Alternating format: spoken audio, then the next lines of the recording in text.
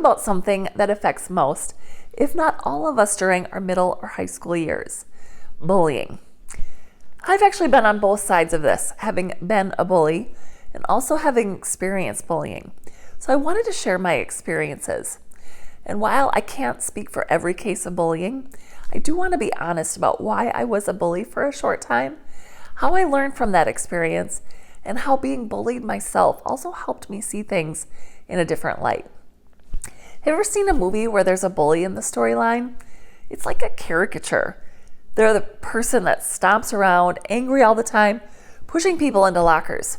And that is sometimes what we think about when we think of bullies. And while that kind of bully does exist, I didn't look like that when I was growing up. I was just a normal girl who was mostly nice to people. But the reason I acted like a bully was because I was experiencing deep insecurities. I was so insecure about how tall I was, about having the right clothes, and about people liking me. Now, I'm sure it happened before this, but the first time I can remember being mean to someone on purpose was in 5th grade. I was the tallest girl in my class, and I hated what I saw when I looked in the mirror. This was around the time when my friends were starting to like boys, and I felt pressure to do the same. Because I was so tall, some of the boys were vocal about not being interested in me, and this made my insecurities grow astronomically. I was always so afraid that somebody would say something mean to me in front of others. So, to try to avoid that from happening, I began picking on a girl who was a year older than me. I thought by keeping the attention on her, nobody would be mean to me. I also had a friend at the time that loved when I would pick on this specific girl. Every time we were together, she would see this girl, she would say, "What are you going to say today?" and start laughing. And so I felt pressure to continue saying these things, as if my friendship with this girl depended on it. Now, I'm not blaming this other girl or the boys in my class, but these are the things that began to happen that made bullying escalate and continue. And things got worse when I was in 7th grade. I was a part of a group of girls that were considered the popular crowd, and at times they were very mean to people. At the time, it was all about having Jabot jeans, which is hilarious because I don't even make those anymore. But according to our group, if someone did not have Jabot jeans and instead had some other unpopular brand, they were not cool, and therefore they could get picked on. And I fell right into that.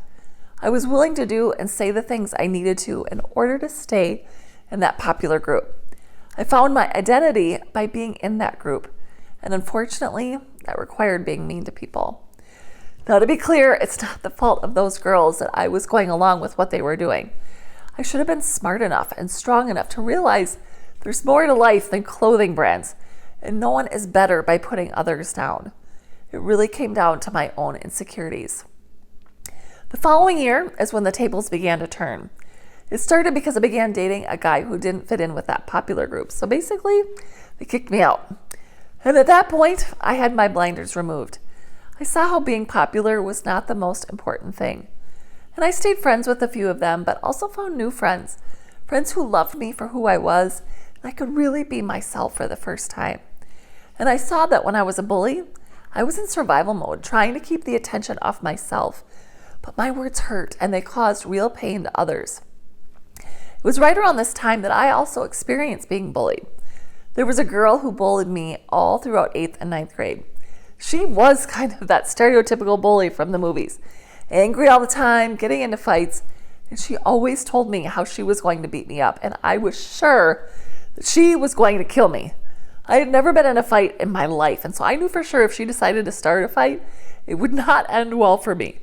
I literally lived in fear so many days when I went to school, and to this day, I feel a little jolt of fear when I hear her name.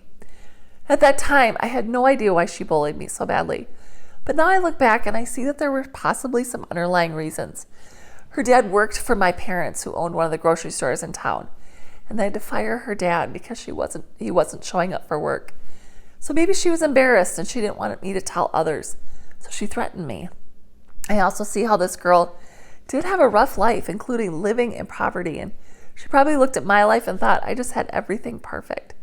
So her reasons for bullying might have been stemmed from jealousy or insecurity or just plain anger that her life didn't seem fair compared to mine.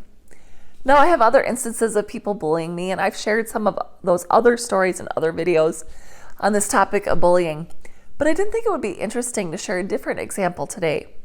When I was in 9th grade, I was talking to one of my classmates who was known for being a bully to others. He was in tears about it as we were talking. He was super popular and his friends would pressure him to do and say mean things to others. And he hated doing it, but he did not know how to stop.